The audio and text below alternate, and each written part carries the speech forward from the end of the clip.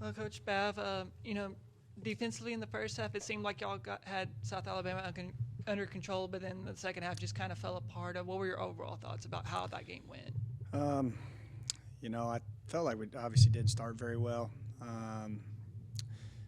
We were stopping the run pretty well all game, which we went in. That was kind of what we were hoping to do. Got off the field on third down, but obviously had our issues on fourth down. And the two bubble screens were the difference in the game. But we did a lot of good things, but we've got to be able to start that third quarter the way we did and finish through the fourth quarter, and we just didn't do that. They made a couple more plays than us, but we knew we had our hands full with that offense. They're explosive. They've done a good job with their personnel. So if you're going to load the box like we were, you were going to have to play well on the perimeter, and we were just a couple plays away from being where we want to be. When you looked at the stats, it looked like first and third downs. The defense did a really good job. It was just on fourth down, like they were 6 for 6 on fourth down. Yeah. What was South Alabama exploiting there? No, they did the same things they did on third down. They just executed a little bit better. We gave them. I was going through the call sheet, giving them everything that we did. We zero pressured them. We dropped in zone. We gave them everything we did on third down that was efficient and stopped them. We just didn't make the plays. We did know that they were more of an analytics team, so there was a few third downs that were longer that we played run and stopped it, which was good. And then their sheet told them to go for it, and we need to be able to get off the field there. The one fourth down and goal were there early. We were a little late on an in and out with the back end. We had a good call on. We just we had practiced that play and just didn't execute it the way we need to. But that was the difference in the game. I wouldn't, if you would ask me about the stat line and stuff after the game, I would have been like, that's a pretty good job, yardage total and all that on them. But, you're looking back, you give up those two plays and those fourth downs, and you could have really had a successful night, but we didn't. 2 games left, no postseason on the horizon for you guys. But what is there to play for? Pride, or what's the message to your defense? Well, I think these kids understand that this is, we could finish out being the best statistical defense that this school's played at Division I level. We've got a lot of we're close on turnovers, negative plays, and things like that. And we've got some guys that have had some really successful seasons, and I think they want to put their stamp on that. I think they see that the standards changed defensively around here, and I think they see that they've created it. And in this profession, players come and go with transfer portal. It's a new team every year, and I think they realize that they could put their place in the history books here. So there's a lot to play for. I think we've done a great job with the maintenance of of our room and our culture. That the defense. The one thing that is completely different from the day I walked in here is that they understand how to handle adversity, and they understand how to take on what's necessary from a day-to-day, and not get overwhelmed by anything other than just what they got to do that day, what they can control, what they can't control. So, I think there's a lot to play for out there, and I think you'll see that they'll be excited to play Saturday. Yeah, the vast improvement of your defense since you got here to this year. You have to take some pride in that. Do you sit there and look back at that, and you're pretty proud of the progress you made and the system you implemented? Yeah, it was a lot more difficult than what people would understand, especially when you lose all the kids we lost our first year. We came in with a pretty good nucleus, and they were all seniors. And through that COVID year and just the recruiting process, and taking our lumps and playing a lot of young kids, I think, to see that come to see the product out there now, it was a lot of hard work and a lot of blind faith and guys busting their tail to get to this point. And at the end of the day, though, you got to find a way to win games. You got to be able to either win them at the end or give the offense the ball back to win them. That's your job on defense, and we just haven't been as good the last 3 or 4 weeks, and hopefully we can finish it out the right way. Arkansas State coming up this week. What are you seeing from their offense when you look at tape? They're finally getting healthy. They've kind of had some similar games as us. Lost the last minute game to Southern Miss.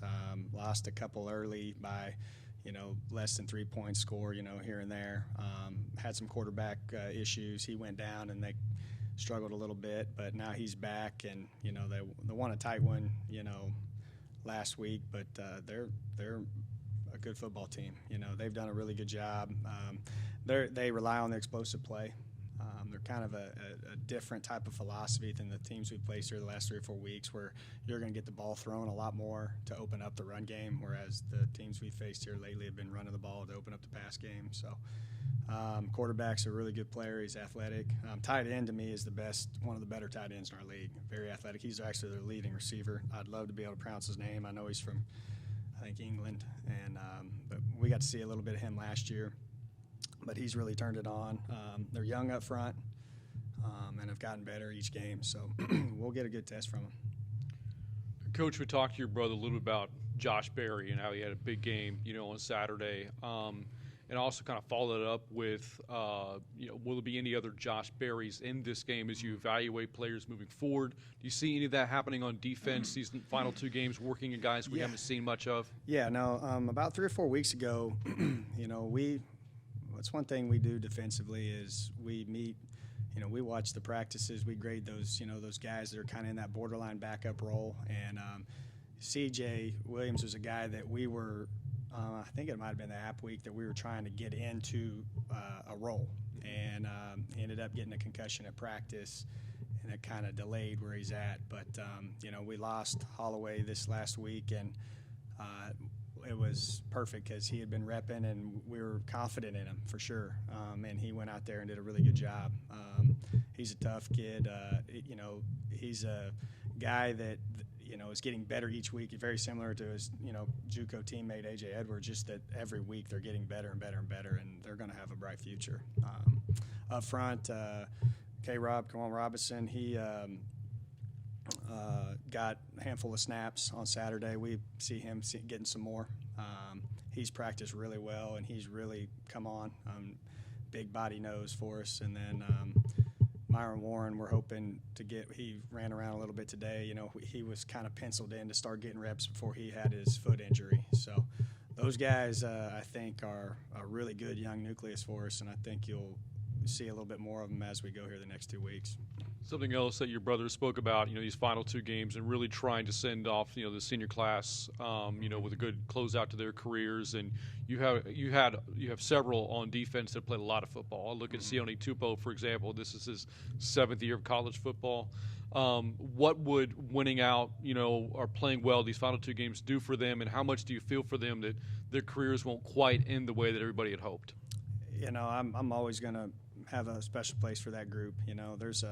We call them the OGs. It's not quite Sione. He's not quite an OG because it was London and Nico and Rod and Baby J, and there might be one more that has been here since I showed up, and they've kind of gone through the whirlwind of the Texas State Bobcats, seasons, and I think that that we're going to finish it out the right way. I know they're disappointed, and they take a lot of pride, but they also have they're some grown men now. They may not have been about 3 or 4 years ago, but it's makes you proud to be their coach just to see their approach. I've said it to you a few times up here. If you watched how they play or how they practice, you wouldn't be surprised. And the difference in the last few years to this year is what we just saw out of practice today, and that's a credit to them. I think there's a respect manner between this team and a continuity and a love for one each other that I think you'll see that very visible on Saturday. Coach, not to belittle that there's 2 more games, obviously, but recruiting is all year round. So obviously you're in a recruiting mode right now as well. Yeah. Knowing that you've changed the philosophy and you're looking for a certain type of player at each position, how's the recruiting going as far as recruiting for the Bobcat defense? It's going good. We during our bye week we put out a bunch of offers that are kids that from all over, from the Mississippi area, the Kansas, the Texas junior colleges, and then we have got to do a little high school recruiting as well throughout Houston and Dallas. So I mean, it's going well. Obviously, the windows of recruiting are different. They're not traditional anymore. So when in 2 weeks we're going to have two types of recruiting. We're going to have to recruit our own players, and then we're going to have to go probably hit the players that end up in the transfer portal as well. I mean, so there's a whole nother element that's ahead that you just got to understand. But I think we're ahead in the high school and junior college level right now from where we've been in the past. You just mentioned recruiting your own players. It's kind of the new norm with the transfer portal. What goes into that? How difficult does that make your job? It's kind of It's just a new hard. thing. It's difficult.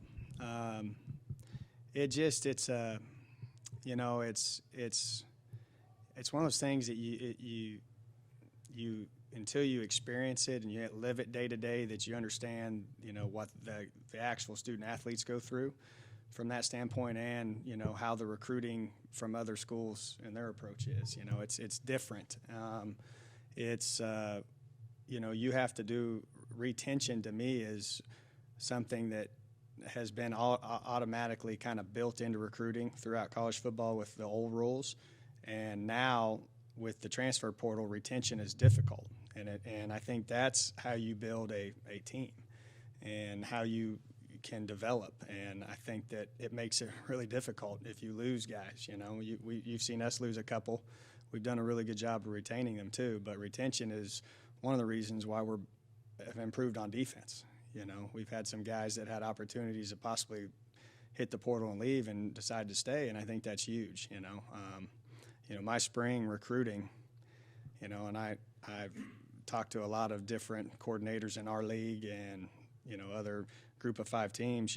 While your assistants are out on the road, your coordinators are spending a couple of days in the office meeting with the current roster and kind of checking their pulse and seeing how they're doing and working through that. So it's definitely it's different. It's not as easy to explain, and it's hard to probably understand from an outsider, but it's obviously a huge part of the game, and especially at our level.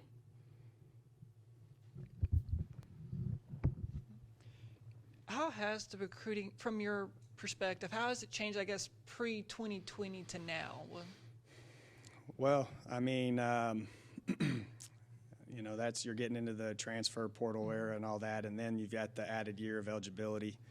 I think that was what our biggest obstacle was, is we lost a lot of seniors, and then with the additional year, it didn't free up as many spots as you normally would have, and so to be able to get that development and that extra class in, it's going to take some time. But it's a completely different animal since COVID. I mean, since that 2020 season, you've got all kinds of different issues going on, and you've got guys that can leave, they can stay, they can, there's each year it's going to be another challenge.